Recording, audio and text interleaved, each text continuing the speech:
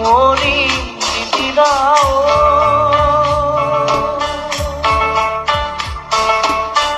একেডাল বাহকে তিৰিছেও কৰিব মাজৰ চেও খচালিৰ কামি চাৰিজন মানুহে কান্ধত তুলি নিব চাৰিজন মানুহে কান্ধত তুলি নিব নৈৰ ঘাটলে বুলি মনাই নৈৰ ঘাটলে বুলি দেহৰ ভৰসা নাই বুজিছানে নাই দেহৰ ভৰসা নাই বুজিছানে নাই